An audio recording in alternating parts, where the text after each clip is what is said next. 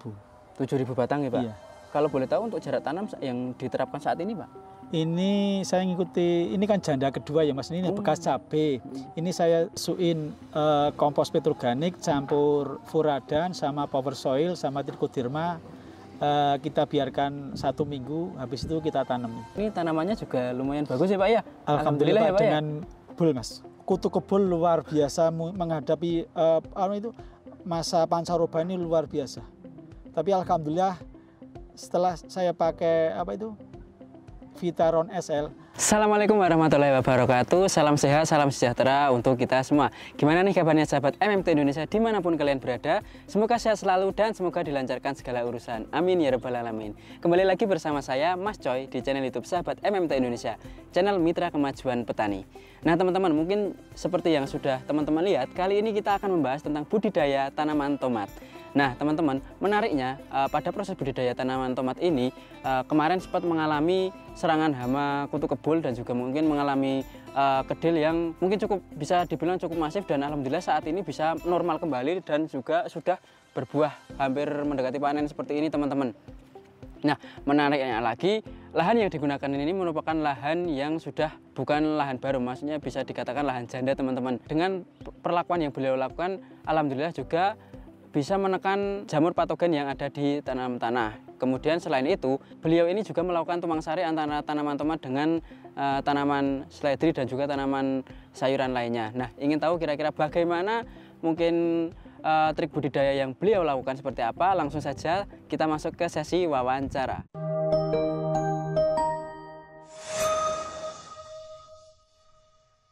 Baik sahabat MMT Indonesia dimanapun kalian berada, seperti yang sudah saya jelaskan di awal tadi, pada kesempatan kali ini kita akan membahas mengenai cara budidaya tentang tanaman tomat. Berhubung di samping saya sudah ada sang pemilik lahan, monggo Bapak bisa memperkenalkan diri dulu. Assalamualaikum warahmatullahi wabarakatuh.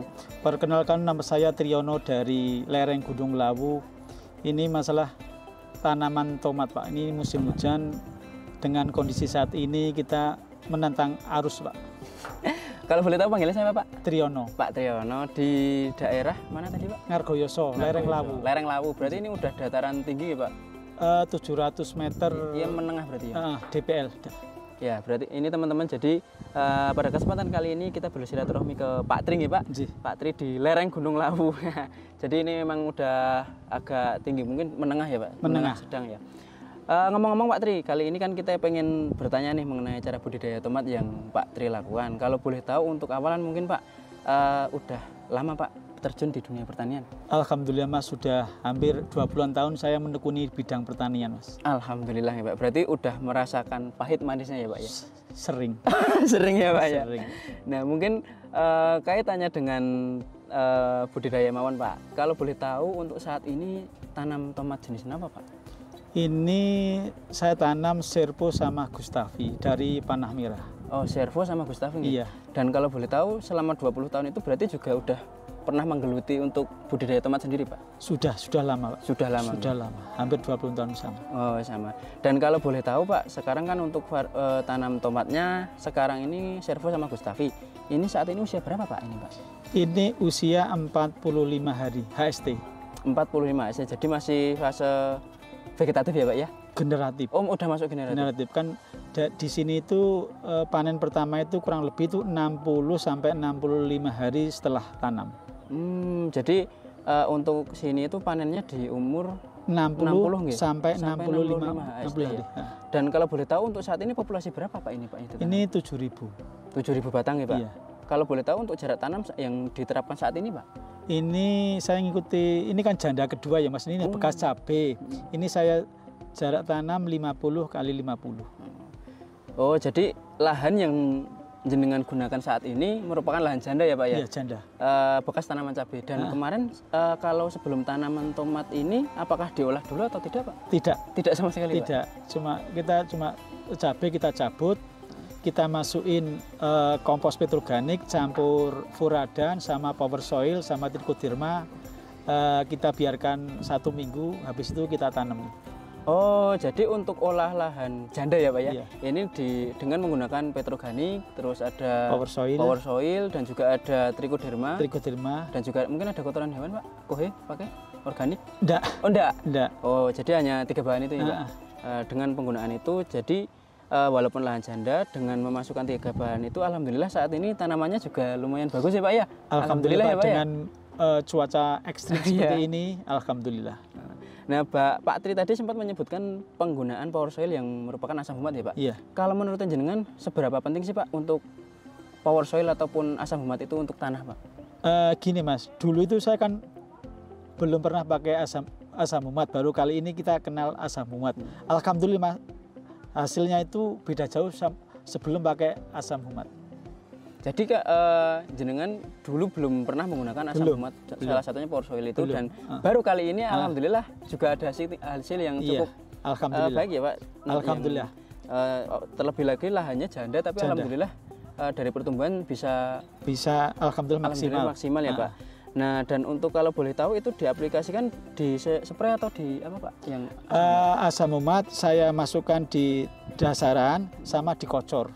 Oh berarti yang di dasaran itu dicampur sama yang 3 bahan tadi yang organik, dan juga ada trichoderma juga ya? Ada. Terus untuk yang kocoran itu masuk di usia berapa Pak? Atau sebelum tanam? Sesudah tanam 7 hari HST. 7 HST ya Pak? Saya campur sama NPK. Oh jadi teman-teman untuk penggunaan power soil yang dilakukan oleh Pak Tri ini dilakukan sebanyak 2 kali dulu pas sebelum tanam dan juga setelah 7 HST ya Pak ya? Iya. Terus kalau boleh tahu apakah kita masuk ke fase perawatan mungkin Pak? Kalau untuk perawatan dari tanaman tomat ini jenengan tadi kan sudah berkata cuacanya cukup ekstrim ya Pak? Iya.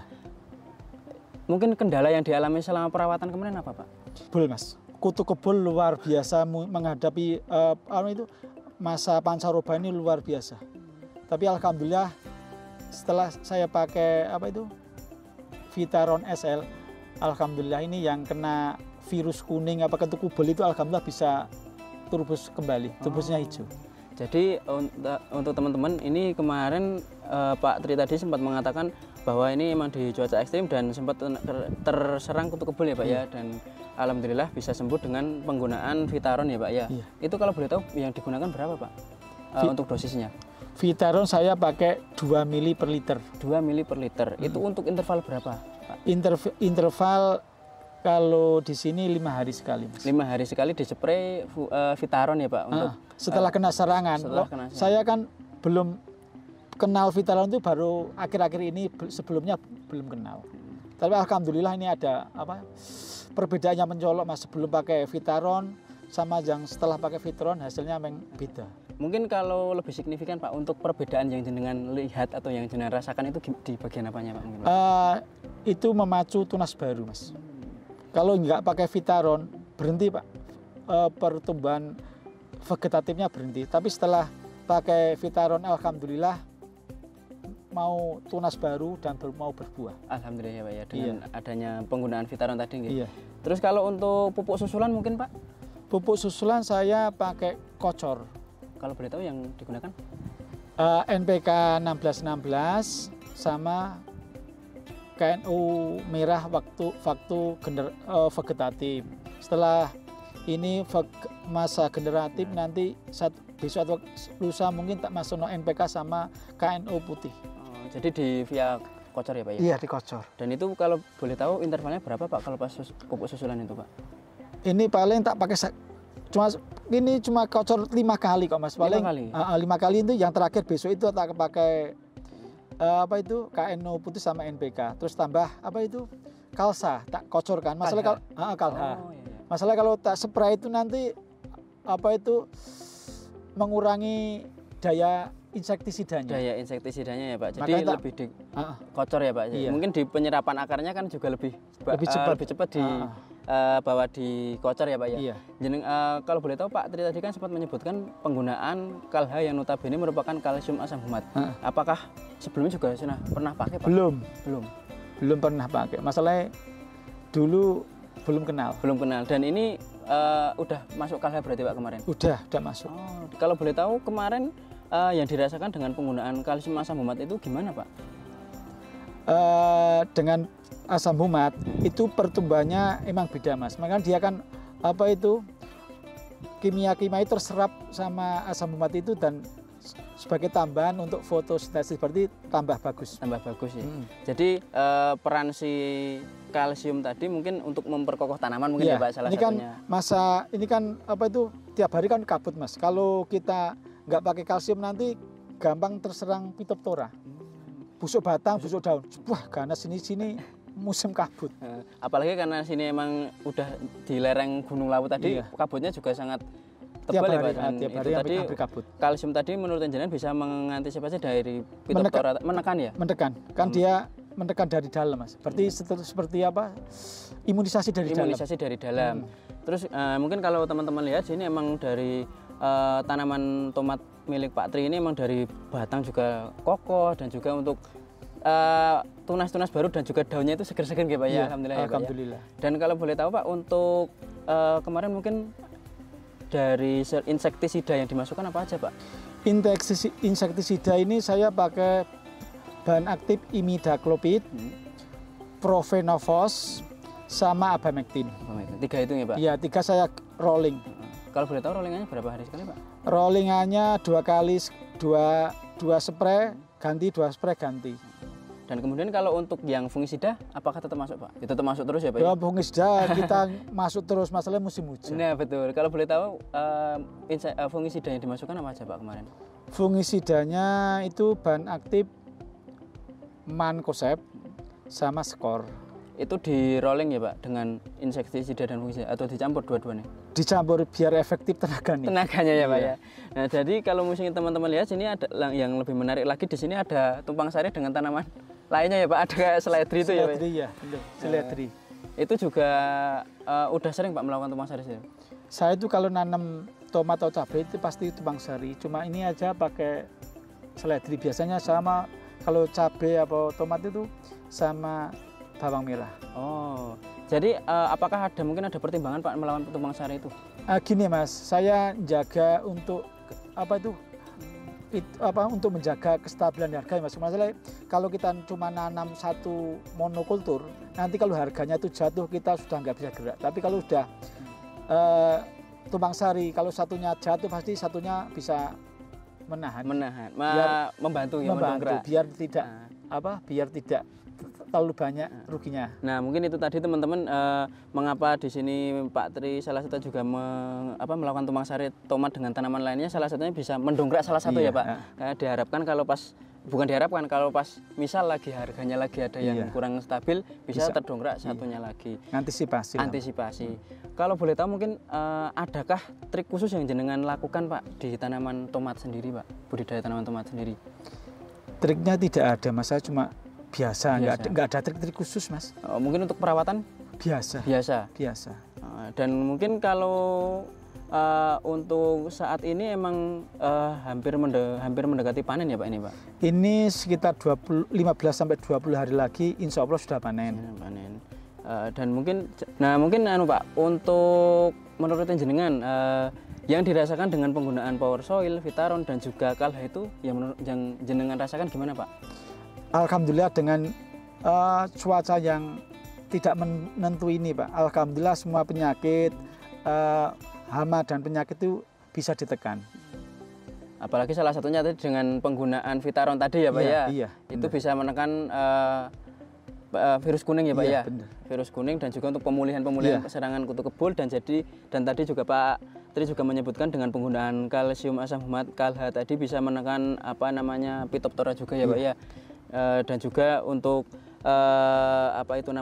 mengurangi pupuk kimia yang ada di tanah ya Pak ya, residu-residu yang tertinggal mungkin. Nah mungkin terakhir Pak, untuk mungkin ada motivasi ke teman-teman semua, teman-teman petani Pak.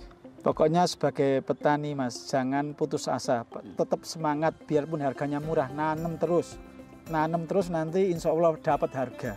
Sebagai pejuang petani Mas, jangan ada kata menyerah, maju, lanjutkan. Nah, mungkin itu tadi teman-teman sedikit motivasi dari Pak Tri. Kita sebagai petani harus tetap, walaupun harganya agak kurang stabil, harus tetap menanam terus. Ya Pak, karena kita sebagai pejuang pangan gitu Pak, mungkin Pak. Dan juga mungkin dari Pak Tri juga tadi sudah bagikan pengalaman-pengalaman yang Pak Tri lakukan selama budidaya tomat ini. Alhamdulillah termasuknya juga sudah lama terjun di dunia pertanian ya Pak, sekurang lebih 20 tahun dengan mungkin sudah merasakan pahit manisnya di dunia pertanian. Mungkin terima kasih Pak mungkin atas pengalaman yang dibagikan jenengan, semoga untuk proses budidaya dan juga hasilnya bisa maksimal Pak mungkin untuk kedepannya. Ya, amin. Amin. Dan mungkin untuk teman-teman itu tadi mungkin yang dapat kami sampaikan dari budidaya tomat yang Pak Tri lakukan. Semoga yang disampaikan tadi bisa bermanfaat ke teman-teman, dan juga kalau bermanfaat jangan lupa like, komen, dan subscribe channel YouTube Sahabat MMT Indonesia untuk tidak ketinggalan informasi dari kami. Sekian dari kami. Wassalamualaikum warahmatullahi wabarakatuh.